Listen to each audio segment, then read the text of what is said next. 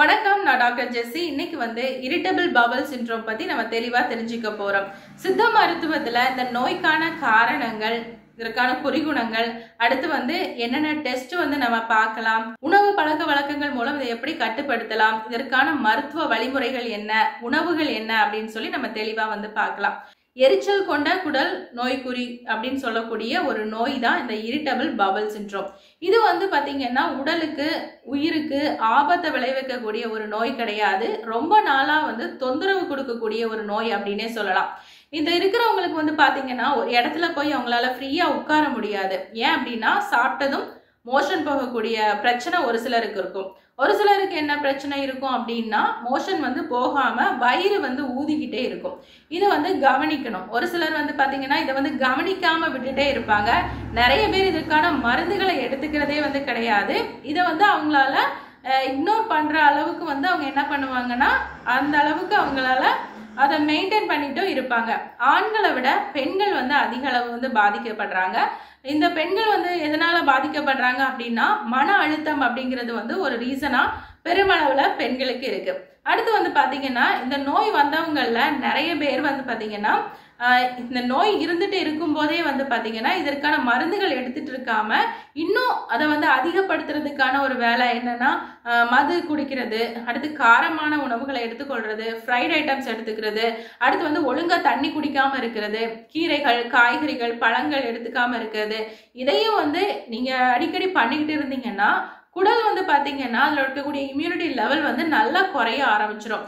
பொதுவாக cut brain axis மூலம் நம்மளுடைய கட்ல இருக்கக்கூடிய குட் பாக்டீரியா மூலமா நமக்கு செரட்டோனின் அப்படிங்கக்கூடிய ஒரு ஹார்மோன் செக்ரீட் ஆகும். இது என்ன பண்ணணும்னா ஹாப்பி ஹார்மோன் அப்படின்னு சொல்றோம். இந்த ஹார்மோன்னால நம்ம உடம்புல இருக்கக்கூடிய மன அழுத்தமா இருக்கட்டும், ஸ்ட்ரெஸ்னா இருக்கட்டும், இது எல்லாமே குறையும். அப்போ இந்த இரிட்டபிள் பவல் சிண்ட்ரோம் இருந்துட்டே இருக்கிறவங்களுக்கு குட் பாக்டீரியா அப்படிங்கிறது இல்லாமலே போயிடும். ஸோ அதனால அவங்களுக்கு தேவையான nutrition, vitamins, vitamin B complex இது எல்லாமே கிடைக்காம போயிடும். செரிமானமும் பாத்தீங்கன்னா ரொம்ப கெட்டு போயிடும். சித்த மருத்துவத்துல பாத்தீங்கன்னா இந்த நோயை பொறுத்த வரைக்கும் முக்குற்றங்களும் கேடடைகிறதுனால இந்நோய் உண்டாகுது அப்படின்னு சொல்லி சித்தர்கள் சொல்றாங்க. முக்குற்றங்களும் எப்படி கேடடையுது அப்படின்னா பொதுவா செரிமானம் கேடு அடைஞ்சாலே பாத்தீங்கன்னா நம்ம உடம்புல கப குற்றம் அப்படிங்கிறது பாதிக்கப்படுது. அடுத்து பித்தம் அதிகரிக்கும் போது என்ன ஆகும்னா காரமான உணவுப் பொருட்கள், ஃப்ரைட் ஐட்டம் சாப்பிட்றதுனால பித்தம் அதிகமாகும். அடுத்து இந்த கான்ஸ்டிபேஷன் பிரச்சனை இருக்கும்போது என்ன ஆகும்னா வாத குற்றம் அதிகமாகும். ஸோ முக்குற்றங்களும் பாத்தீங்கன்னா இந்த நோயில கேடடைஞ்சு காணப்படும். மிகினும் குறையினும் நோய் செய்யும் நூலோர் வழிமுதலா எண்ணிய 3 அப்படின்னு சொல்லி திருக்குறள்ல ஒரு அதிகாரத்துல திருவள்ளுவர் அழகா சொல்லியிருப்பாரு. அந்த அளவுக்கு இந்த முக்குற்றங்களும் கேடடைஞ்சு நிற்கும் போது இந்த நோய் உண்டாகுது. ஸோ இதுக்கு என்னென்ன ரீசன் இருக்கும் அப்படின்னு சொல்லி நம்ம பார்க்கலாம். பொதுவாக மன அழுத்தம் ஒரு காரணமா இருக்கு அப்படின்னு சொன்னேன். ரெண்டாவது இந்த குடல் ரொம்ப சென்சிட்டிவா இருக்கு.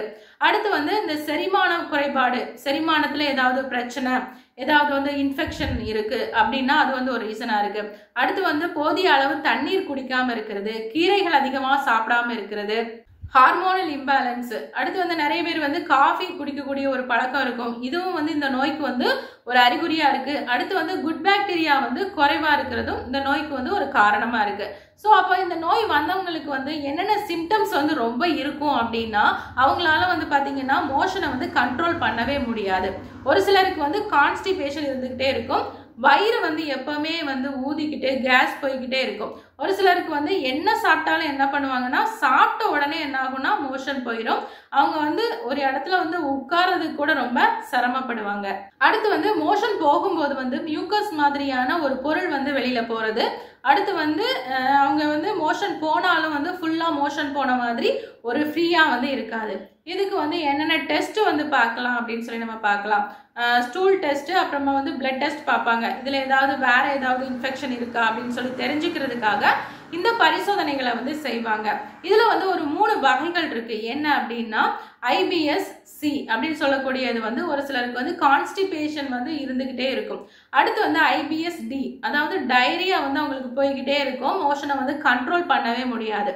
அடுத்து IBS-M அதாவது கான்ஸ்டிபேஷனும் இருக்கலாம், டயரியாவும் இருக்கும். இப்படி மாறி மாறி இருந்துட்டு இருக்கும். இந்த மாதிரியான 3 வகைகள் இருக்கு. பொதுவாக ஒரு சிலர் கான்ஸ்டிபேஷன் ப்ராப்ளம் இருந்துட்டு இருக்கிறவங்களுக்கு நம்ம டயரியா வந்து போறதுக்கான ஒரு மெடிசினை வந்து கொடுத்து அதுக்கேற்ற மருத்துவ முறைகளை வந்து நம்ம செய்யணும்.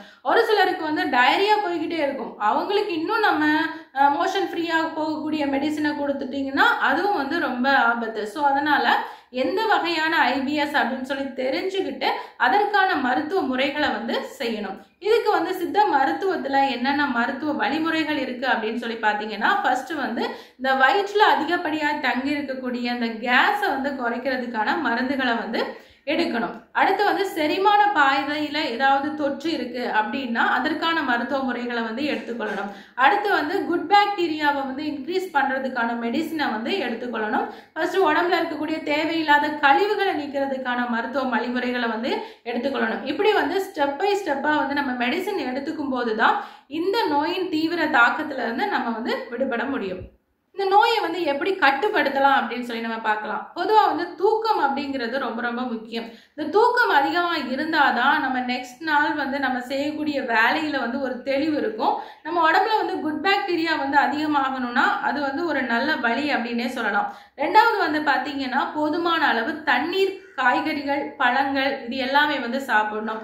அடுத்து வந்து ஃப்ரைட் ஐட்டம்ஸ்னு சொல்லக்கூடிய பொருட்கள், கார்பனேட்டட் ட்ரிங்க்ஸ் இது எல்லாத்தையுமே வந்து டோட்டலாக வந்து அவாய்ட் பண்ணணும். அடுத்து வந்து கொஞ்சமாக வந்து உப்பு, கொஞ்சமாக காரம் சேர்த்த உணவுகளை வந்து சாப்பிடணும். அதாவது ராகிக்கூழ், கம்பங்கூழ் இந்த மாதிரியான உணவுகளை வந்து எடுத்துக்கொள்ளணும். Junk food, packet food, biscuit, மைதாவில் பண்ண இந்த பரோட்டா இந்த மாதிரியான உணவுகளை அதிகமாக வந்து எடுத்துக்க கூடாது. பேக்கரி ஐட்டம்ஸை வந்து ஃபுல்லாக அவாய்ட் பண்ணியே ஆகணும். அடுத்து வந்து சிக்கன், கோழி முட்டை இந்த மாதிரி ஃப்ரைட் பண்ண எல்லா பொருட்களையும் வந்து தவிர்த்திடணும். நிறைய நார்ச்சத்து இருக்கக்கூடிய வாழைத்தண்டு, கீரைகள் இந்த மாதிரியான உணவுகளை எடுத்துக்கொள்ளணும். மிதமான உடற்பயிற்சி, யோகா இது எல்லாம் பண்ணும்போது வந்து பார்த்தீங்கன்னா கட் இம்யூனிட்டி வந்து நல்லா இன்க்ரீஸ் ஆகும். அடுத்து வந்து ப்ரோபயாட்டிக் ஃபுட்டு ஏன் எடுத்துக்கொள்ளணும் அப்படின்னா, குட் பாக்டீரியா நம்ம குடல்ல அதிகமானாலே ஆட்டோமேட்டிக்காக வந்து இந்த டிசீஸ் வந்து கண்ட்ரோல் ஆகும். அதுக்கு என்ன பண்ணணும் அப்படின்னா, தயிர், அடுத்து வந்து பார்த்தீங்கன்னா சுண்டை வற்றல் இந்த மாதிரியான உணவுகளை அதிகமாக வந்து எடுத்துக்கொள்ளணும். கண்டிப்பாக வந்து ஒரு டம்ளர் மோர் வந்து தினமும் எடுத்துக்கொள்றது ரொம்ப ரொம்ப நல்லது.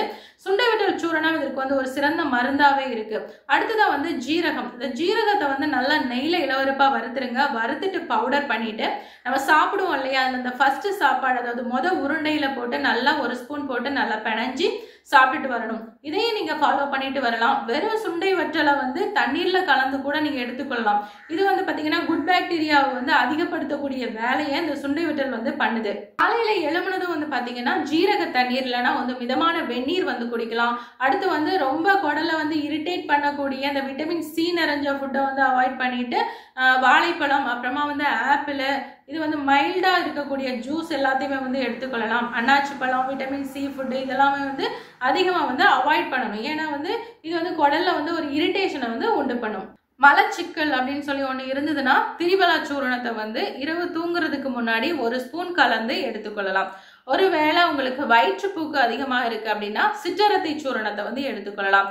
அடுத்து ஆவாரம்பூ, கடுக்காய், வில்வம், நெல்லிக்காய் இது எல்லாத்தையுமே வந்து சேர்த்து ஒரு குடிநீரா பண்ணி நீங்க குடிச்சிட்டு இருக்கும்போது இந்த நோய் வந்து நல்லா கட்டுப்படும். அடுத்ததா வந்து உங்களுடைய உணவுல வந்து வாயுவை அதிகப்படுத்தக்கூடிய உணவுகள் அதிகமா வந்து எடுத்துக்கொள்ளக்கூடாது. புதினா, ஓமம் சேர்ந்த கஷாயத்தை நீங்க எடுத்துக்கும் போது அதிகப்படியான வாயு உற்பத்தி பண்றதை வந்து நல்லா வந்து குறைக்கும். அடுத்து வந்து வில்வப்பழம். இந்த வில்வப்பழத்தில் இருக்கக்கூடிய சதையை எடுத்துட்டு அதை வந்து பால்ல மிக்ஸ் பண்ணி ஒரு ஜூஸ் மாதிரி குடிச்சிட்டு வந்தீங்கன்னா அந்த குடல்ல இருக்கக்கூடிய இரிட்டேஷன் எல்லாமே வந்து நல்லா வந்து குறையும். அந்த மூமெண்ட், அந்த குடல் மூமெண்ட் ஸ்பீடா இருக்கு இல்லையா, அதை வந்து கண்ட்ரோல் பண்ணக்கூடிய வேலையை வந்து இந்த கஷாயமும் இந்த வில்வப்பழம் ஜூஸும் வந்து கொடுக்கும். அடுத்து வந்து அதிகப்படியான கேஸ் ஃபார்ம் ஆகுது அப்படின்னா ஓமத்தீநீரை வந்து நீங்க எடுத்துக்கொள்ளலாம். இது எல்லாத்தையுமே வந்து நீங்க ஃபாலோ பண்ணிட்டு வரலாம். தினமும் வந்து இரவு தூங்குறதுக்கு முன்னாடி ஒரு வாழைப்பழம் சாப்பிடுங்க. இப்படி நீங்க சாப்பிட்டுட்டு வந்தீங்கன்னா இந்த பிரச்சனையில இருந்து ஈஸியா வந்து விடுபட முடியும். சித்த மருத்துவத்தில் இதற்கான தீர்வு தரக்கூடிய நிறைய மருந்துகள் இருக்கு. அதையும் நீங்க தொடர்ந்து எடுத்துட்டு இருக்கும்போது இந்த நோயிலிருந்து முற்றிலும் விடுபட முடியும். நன்றி.